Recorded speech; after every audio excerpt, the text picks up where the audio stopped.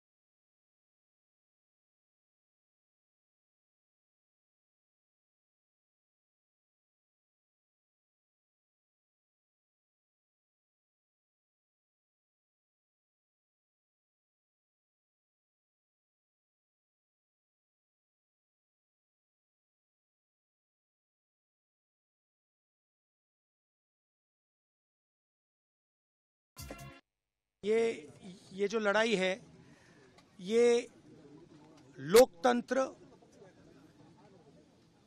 और कॉन्स्टिट्यूशन, संविधान को बचाने की लड़ाई है। एक तरफ कांग्रेस पार्टी और इंडिया अलायंस लोकतंत्र के लिए लड़ रहे हैं, संविधान के लिए लड़ रहे हैं, और दूसरी तरफ प्रधानमंत्री मोदी जी, अमित शाह जी और बीजेपी के लोग, आरएसएस के लोग संविधान को और लोकतंत्र को खत्म करने में। ওয়ানাড কেন্দ্রে রাহুল গান্ধীকে লড়তে হবে বিজেপির কে সুরেন্দ্রন এবং সিপিআই এর অ্যানি রাজার বিরুদ্ধে। ভোট গ্রহণ হবে এপ্রিলের 26 তারিখ। ব্যুরো ইনপুটের সঙ্গে Shantam Chakraborty report, hi news network. ভোটের মুখে কেন্দ্রীয় নিরাপত্তা পেলেন ব্যারাকপুরের প্রার্থী অর্জুন সিং। তিনি জেড ক্যাটাগরির নিরাপত্তা পেলেন। হাইকোর্টে প্রাক্তন বিচারপতি অভিজিৎ গঙ্গোপাধ্যায় পাচ্ছেন ওয়াই ক্যাটাগরির নিরাপত্তা। লোকসভা ভোটের আগে বাংলার 4 বিজেপি নেতার জন্য বিশেষ নিরাপত্তার ব্যবস্থা করল কেন্দ্র সরকার।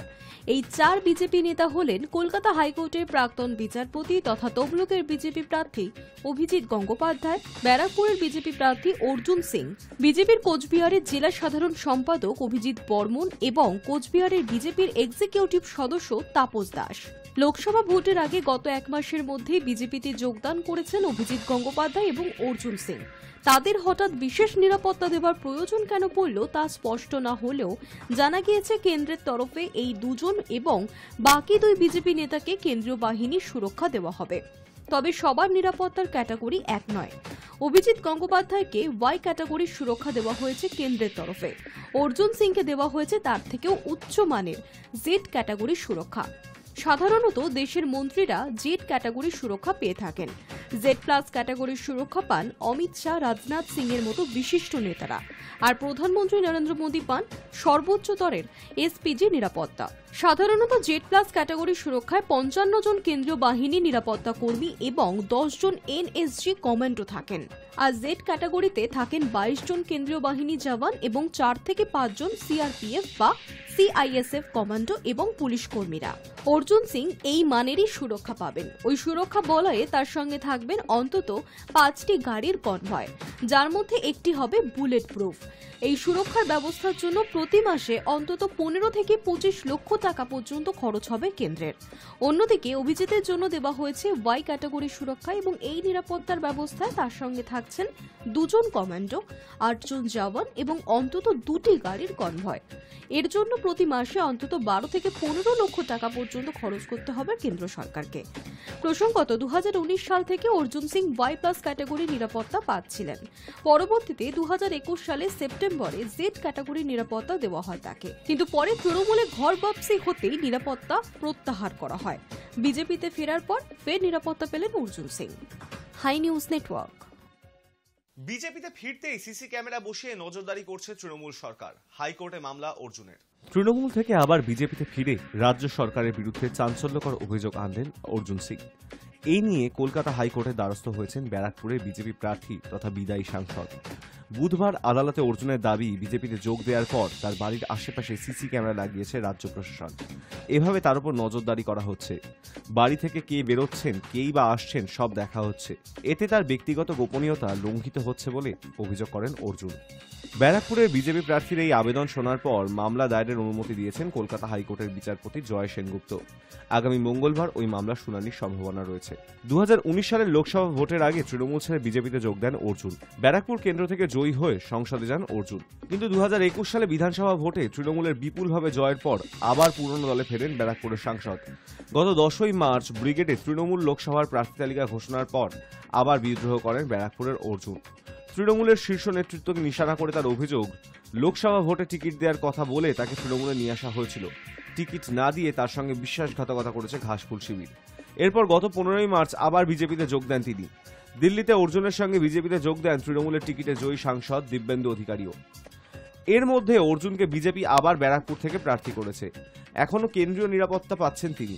সদ্য জেড ক্যাটাগরি সুরক্ষাপ্রাপ্ত অর্জুন অভিযোগ করলে তার উপর নজরদারি করছে তৃণমূল। অর্জুনের দাবি, তার বাড়ির চারদিকে মোট 82টি সিসিটিভি ক্যামেরা লাগানো হয়েছে। তার বাড়িতে যারা আসছেন তাদের সিসিটিভি ক্যামেরার মাধ্যমে চিহ্নিত করা হচ্ছে। তারপর তাদের কারো কারো বিরুদ্ধে মামলাও দায়ের করছে পুলিশ। High news network. বিজেপির দরজা খোলা, না হলে এবার তিহার। ইডি নতুন মামলা দায়ের করতেই কটাক্ষ মহুয়া মৈত্রের। তার বিরুদ্ধে আর্থিক তছরূপ বিরোধী আইন PMAL এর আওতাধীন মামলা যুক্ত করেছে ইডি। এই প্রেক্ষিতে সংসদে টাকা নিয়ে প্রশ্নকাণ্ডে তৃণমূলের বহিষ্কৃত সাংসদ তথা কৃষ্ণনগরের তৃণমূল প্রার্থী ইঙ্গিতপূর্ণ পোস্ট করলেন সমাজ মাধ্যমে। একটি প্রতিবেদনের শিরোনাম তুলে ধরে মহুয়ার কটাক্ষ, খুলে হ্যাঁ বিজেপি কা দ্বার, আ যাও নেহি তো আব কে বার তিহার। এই মুহূর্তে আম আদমি পার্টির প্রধান তথা দিল্লির মুখ্যমন্ত্রী অরবিন্দ কেজরিওয়াল তিহার জেলে বন্দী। আবগারি মামলায় তাকে গ্রেপ্তার করেছে কেন্দ্রীয় সংস্থা। কয়েক মাস ধরে মেয়ের সঙ্গে তিহার জেলে রয়েছেন তৃণমূল নেতা অনুব্রত মণ্ডলও। মহুয়ার অভিযোগ, এটা বিজেপির প্রতিহিংসামূলক রাজনীতি ছাড়া আর কিছুই নয়। কারণ যে বিরোধী নেতার বিরুদ্ধে দুর্নীতির অভিযোগে তদন্ত শুরু করে কেন্দ্রীয় সংস্থা, যেই তিনি বিজেপিতে যোগ দেন সেই তদন্তের গতি প্রক্রিয়া স্তব্ধ হয়ে যায়। মহুয়া যে প্রতিবেদনের শিরোনাম এক্স হ্যান্ডেলে শেয়ার করেছেন তাতে বিভিন্ন দুর্নীতি মামলায় বিরোধী নেতাদের বিরুদ্ধে অভিযোগ এবং তারপর দলবদলের বিষয়ে তথ্য দেওয়া হয়েছে। প্রতিবেদনে রয়েছে, মোদী সরকারের জামানায় গত 2024 সাল থেকে মোট 25 জন এমন বিরোধী নেতা রয়েছেন যাদের বিরুদ্ধে দুর্নীতির অভিযোগ ওঠার পর তারা দলবদল করেছেন। সেই তালিকায় আছেন কংগ্রেসের 10 নেতা, এনসিপি এবং শিবসেনার 4 জন, টিডিপির 2 নেতা, সমাজবাদী পার্টি এবং ওয়াইএসআরপির 1 জন করে নেতা। বিজেপিতে যোগ দেওয়ার পর 23 জনই দুর্নীতির মামলা থেকে অব্যাহতি পেয়েছেন। এই নিয়ে কটাক্ষ করেছেন মহুয়া। রবিবার মহুয়ার সমর্থনে কৃষ্ণনগরে সভা করেন তৃণমূল নেত্রী মমতা বন্দ্যোপাধ্যায়। মহুয়াকে পাশে নিয়েই তিনি বিজেপির বিরুদ্ধে তোপ দাগেন। অভিযোগ করেন, কেন্দ্রীয় তদন্তকারী সংস্থাগুলিকে দিয়ে ভোটের আগে বিরোধীদের হয়রানি করা হচ্ছে। মমতা তার দলের নেতাদের উদ্দেশ্যে এও জানান, ভোটের সময় কোনো কেন্দ্রীয় সংস্থার তলবেলে সাড়া দেওয়ার প্রয়োজন নেই। তারা যেন বলে দেন যে ভোটের পর দেখা যাবে। তার বিরুদ্ধে অভিযোগ এবং তার বাসভবনে এবং অফিসে কেন্দ্রীয় সংস্থার হানা দিয়ে মহুয়া নিজে বলেন তাকে গ্রেপ্তার করা হলে সেটা হবে ব্যাজ অফ অনার। এই প্রেক্ষিতে মঙ্গলবার তৃণমূলের ওই প্রার্থীর বিরুদ্ধে অর্থ তছরূপ প্রতিরোধের আইনে মামলা দায়ের করেছে ইডি। আমাদের যেরকম মহিলা সংগঠন আছে, ছাত্র সংগঠন আছে, যুব সংগঠন আছে, বিজেপির সিবিআই, ইডি, এনআইএ আছে। আজকেও তো ইডি আপনার বিরুদ্ধে একটা কেস তো রোজ করে, ওদের তো বাদ হজম হয় না। আজকে আমি তো বললাম তো, ওদের তো আমরা যেরকম রোজ সকালে উঠে পুজো করি, রোজ সকালে উঠে কেস ফাইল করে। তো আমার কিছু বিন্দুমাত্র যায় আসে না। গত সপ্তাহে মহুয়াকে দিল্লিতে ডেকে পাঠিয়েছিল ইডি। তিনি ভোটের আগে তার কেন্দ্র কৃষ্ণনগরেই থাকবেন।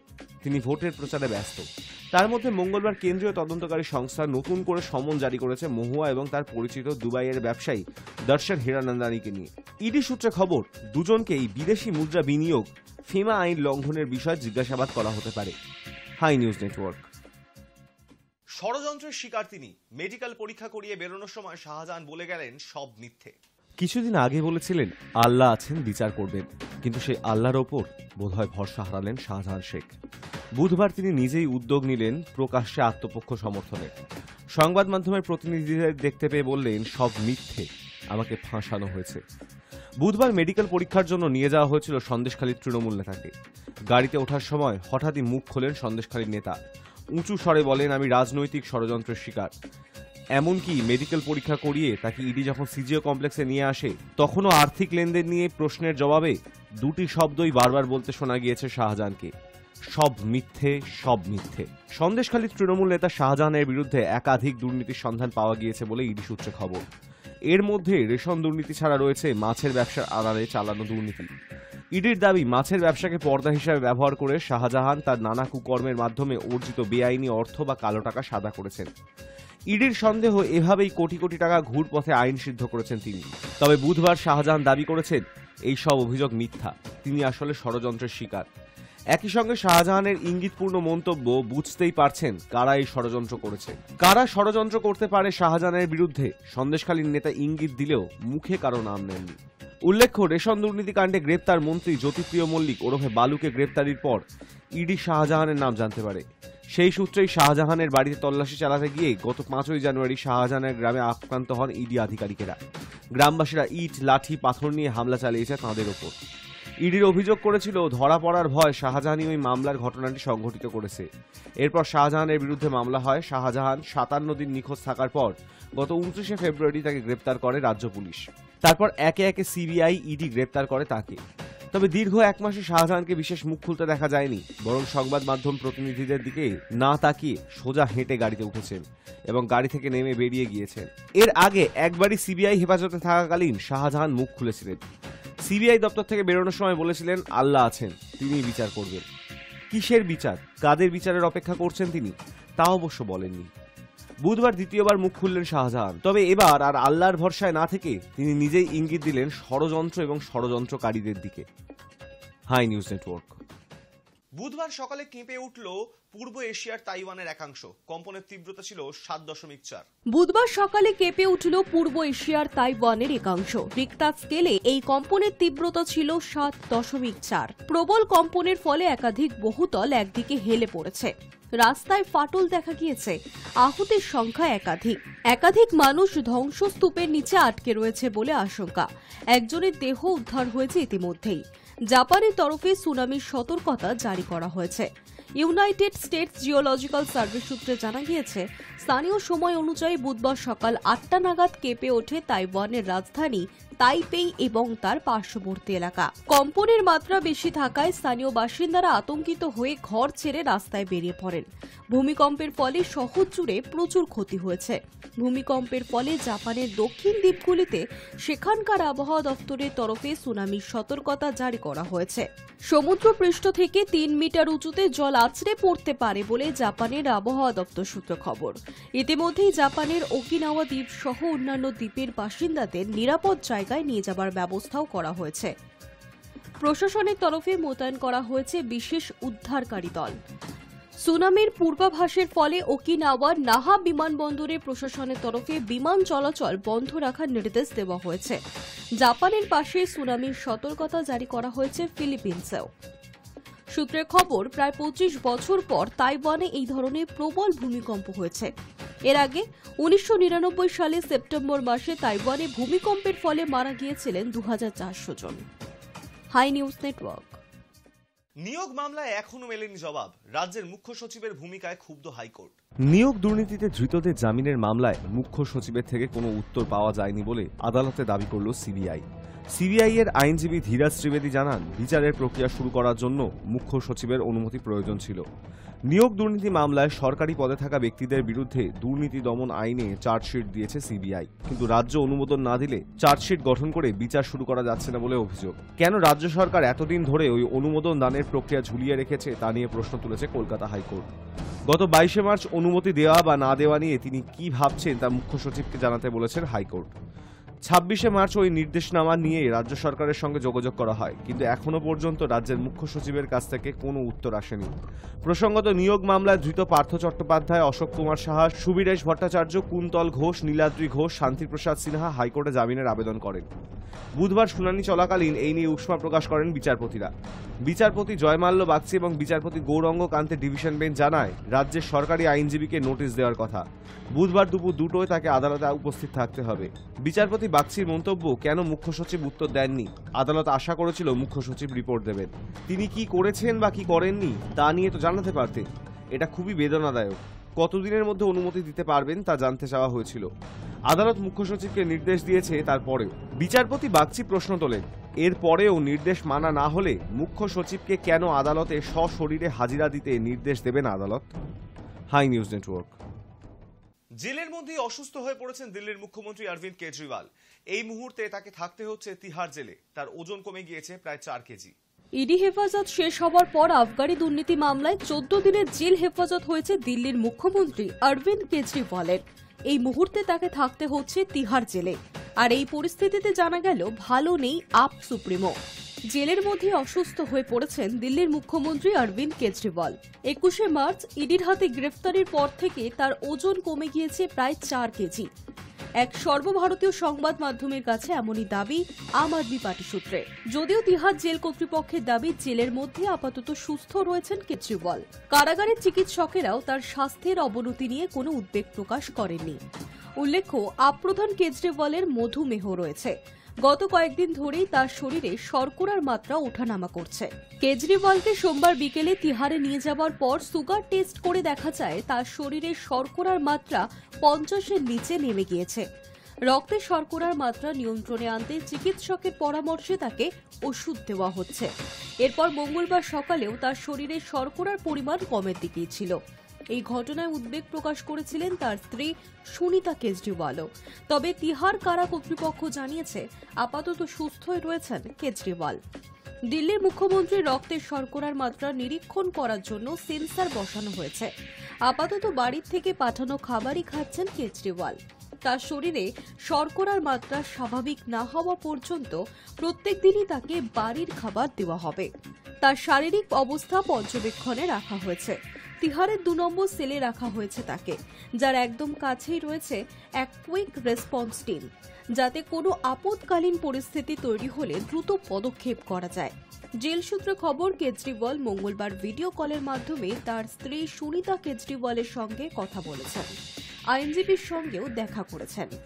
প্রসঙ্গত, দিল্লির আবগারি মামলায় কেজরিওয়ালকে 14 দিনের জেল হেফাজত নির্দেশ দিয়েছে রাউস অ্যাভিনিউ আদালত। আপাতত 15 এপ্রিল পর্যন্ত তিহার জেলেই থাকতে হবে তাকে। Hi news network. Aam Aadmi পার্টির নেত্রী এবং দিল্লির শিক্ষামন্ত্রী আতিশি অরবিন্দ কেজরিওয়ালের গ্রেপ্তারির বিষয়ে ভারতীয় জনতা পার্টিকে নিন্দা করেছেন এবং বলেছেন যে অরবিন্দ কেজরিওয়ালকে ধ্বংস করতে বিজেপি যে কোনো পর্যায়ে যেতে পারে। বিজেপি আক্রমণ করার সময় তিনি আরো বলেছেন যে অরবিন্দ কেজরিওয়ালের কিছু হলে এই দেশ এমনকি ঈশ্বরও বিজেপিকে ক্ষমা করবে না। अरविंद केजरीवाल जी एक सीवियर डायबिटीज के पेशेंट हैं।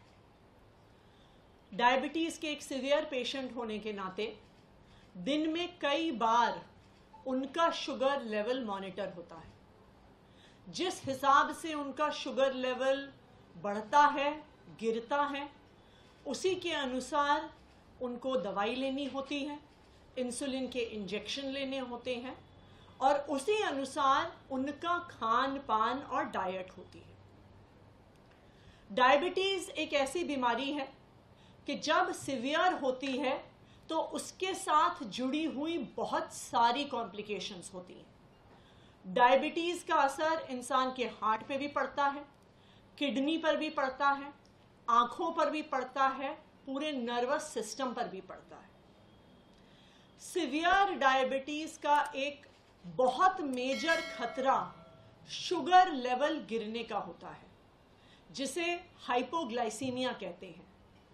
अगर किसी सीवियर डायबिटिक पेशेंट का शुगर लेवल 50 के नीचे गिर जाए तो उनकी जान को भी खतरा हो जाता है। किसी भी डायबिटीज के पेशेंट का शुगर लेवल कभी 80 से नीचे आने नहीं दिया जाता। तो अरविंद केजरीवाल ऐसी सीवियर डायबिटीज के पेशेंट हैं, लेकिन इस डायबिटीज के बावजूद भी, इतनी बीमारी के बावजूद भी आज तक अरविंद केजरीवाल जी ने अपनी डायबिटीज को, अपने स्वास्थ्य को, अपनी देश के सेवा में कभी अड़चन नहीं डालने दी है। चाहे अनशन पे बैठना हो, एक बारी वो सुंदर नगरी में अनशन पे बैठे, एक बार जंतर मंतर पे अनशन पे बैठे, वो दिन रात दिल्ली वालों के हित में सुबह से लेके रात तक काम करते हैं, देश के अलग अलग हिस्सों में जाते हैं, अपने स्वास्थ्य को ध्यान ना रखते हुए भी अपनी वो देश की सेवा में कभी भी उन्होंने आज तक स्वास्थ्य को अड़चन नहीं बनने दिया है। लेकिन जब से अरविंद केजरीवाल जी को भारतीय जनता पार्टी शासित केंद्र सरकार ने गिरफ्तार किया है, उनके स्वास्थ्य पर एक जबरदस्त खतरा मंडरा रहा है। जब वो ईडी की कस्टडी में थे तो 3 बार उनका शुगर लेवल गिरा। एक बार उनका शुगर लेवल 46 तक पहुंच गया, जो किसी भी व्यक्ति के लिए जानलेवा साबित हो सकता है। अरविंद केजरीवाल जी का पिछले 12 दिन में 4.5 किलो वजन घट गया है। एक डायबिटीज का पेशेंट होते हुए इतने कम समय में इतना ज्यादा वजन घटना कई प्रकार की कॉम्प्लिकेशंस पैदा कर सकता है। आज मैं भारतीय जनता पार्टी को ये कहना चाहती हूं कि पूरा देश आज उन्हें देख रहा है, आज देख रहा है कि किस तरह से भारतीय जनता पार्टी ने झूठे केस लगाकर अरविंद केजरीवाल को जेल में डाल दिया है, जहां आज उनके स्वास्थ्य को खतरा हो रहा है। किसी नॉर्मल व्यक्ति के लिए भी 12 दिन में 4.5 किलो वजन घटना कोई नॉर्मल बात नहीं है। किसी ऐसे व्यक्ति के लिए भी जिसे स्वास्थ्य की समस्याएं नहीं है, लेकिन एक सीवियर डायबिटीज के पेशेंट के लिए 12 दिन में 4.5 किलो वजन घटना एक बहुत खतरनाक चीज है। भारतीय जनता पार्टी अरविंद केजरीवाल को कुचलने के लिए, आम आदमी पार्टी को कुचलने के लिए किसी भी हद तक जा सकती है। इसलिए मैं भारतीय जनता पार्टी को यह चेतावनी दे रही हूं कि आज पूरा देश आप पर नजर रख रहा है। अगर हिरासत में अरविंद केजरीवाल के स्वास्थ्य को कुछ हो जाता है तो ये देश आपको माफ नहीं करेगा, यहां तक कि भगवान भी आपको माफ नहीं करेगा, क्योंकि आप इस हद तक गिरे हैं सिर्फ अरविंद केजरीवाल को कुचलने के लिए। ওদেরও গরম লাগে। চৈত্রের তীব্র দাবদাহে জীবজন্তুদের একটু আরাম দিতে প্রস্তুতি নিচ্ছে পুনের চিড়িয়াখানা কর্তৃপক্ষ। কুলার থেকে ফ্যান এসেছে সবকিছুই। তীব্র দাবদাহে পুড়ছে গোটা দেশ। বৈশাখ এখনো না পড়লেও গরমে নাজেহাল দেশবাসী। ভারত জুড়ে 22টি রাজ্যে তাপপ্রবাহ চলতে পারে বলেও জানিয়েছে মৌসম ভবন। চলতি বছরে অন্য বছরের তুলনায় বেশি গরম পড়তে পারে বলে আবহবিদদের ধারণা। শুধু তাই নয়, এপ্রিল থেকে জুন মাস পর্যন্ত দেশের কয়েকটি রাজ্যে বারবার তাপপ্রবাহের পরিস্থিতি তৈরি হতে পারে।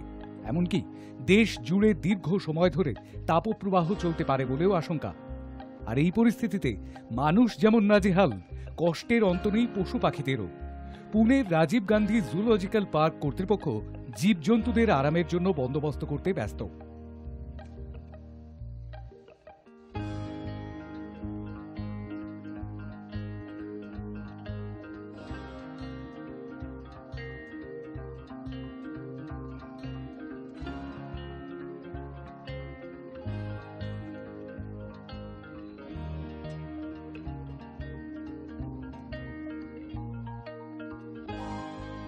বাঘ, চিতাবাঘ বা হাতির মতো বড় জন্তু থেকে শুরু করে সরীসৃপদের জন্য থাকছে গরমের বিশেষ ব্যবস্থা।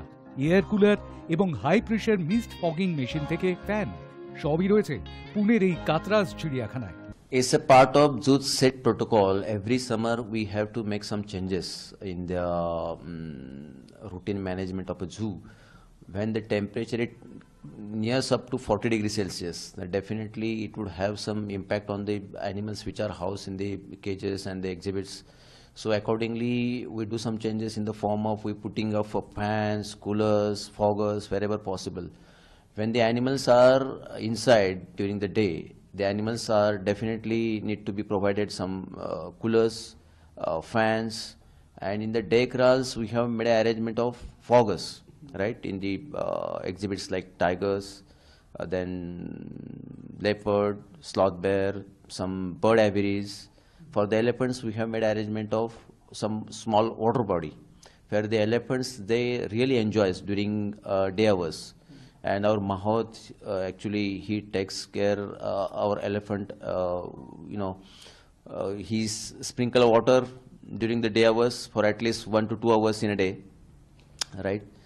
So species wise there are different kind of arrangements. তীব্র গরমে মানুষ যেমন ঘামে, জীবজন্তুদের সেরকম ভাবে ঘাম হয় না। তাদের কষ্টটা তারা মুখে বলতেও পারে না। তাই বন্য প্রাণকে এই গরমে সামার স্পেশাল ট্রিটমেন্ট দিতে বদ্ধপরিকর পুনের চিড়িয়াখানা কর্তৃপক্ষ। সত্যিই তো, গরম তো ওদেরও লাগে, পশু বলে কি মানুষ নয়? ব্যুরো ইনপুটের সঙ্গে শান্তম চক্রবর্তীর report, hi news network. Satyajit Ray পরিচালিত অপুর সংসার ছিল শর্মিলা ঠাকুরের কেরিয়ারের প্রথম ছবি। জানেন কি শর্মিলা ঠাকুর কত টাকা পারিশ্রমিক পেয়েছিলেন জীবনের প্রথম অভিনয় করে?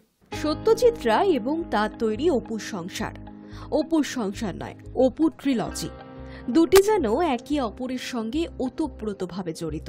বাঙালি মনে এই অপুর ট্রিলজি কতটা প্রভাব ফেলেছিল তার বলার অপেক্ষা রাখে না। সত্যজিৎ রায় পরিচালিত অপুর সংসার ছিল শর্মিলা ঠাকুরের কেরিয়ারের প্রথম ছবি। জানেন জীবনে প্রথম অভিনয় করে কত টাকা পারিশ্রমিক পেয়েছিলেন শর্মিলা ঠাকুর? সম্প্রতি প্রথম জীবনের উপার্জন এবং তৎকালীন সমাজে দ্রব্যমূল্য প্রসঙ্গে একাধিক তথ্য দিয়েছেন তিনি। শর্মিলা ঠাকুর জানিয়েছেন অভিনয়ের জন্য সত্যজিৎ রায় তাকে ৫,০০০ টাকা পারিশ্রমিক দেন। শুধু তাই নয়, সেই পারিশ্রমিক কিভাবে খরচ করেছিলেন তিনি সে প্রসঙ্গেও আলোকপাত করেছেন অভিনেত্রী। জানিয়েছেন অল্প বয়সে তিনি রোজগার করতে শুরু করেন, তখন এখনকার মতো পারিশ্রমিক তিনি পাননি ঠিকই, তবে একথাও মানতে হবে যে সেই সময় দ্রব্যমূল্য আজকের মতো ছিল না। তবে শুধু টাকা নয়, শর্মিলা ঠাকুর জানান টাকা ছাড়াও সত্যজিৎ রায় অভিনেত্রীকে একটি শাড়ি এবং ঘড়ি উপহার দিয়েছিলেন। প্রথম পাওয়া ৫,০০০ টাকা নিয়ে তিনি সোনার দোকানে গিয়েছিলেন, তারপর হাতের বালা, নেকলেস, কানের দুল কিনেছিলেন।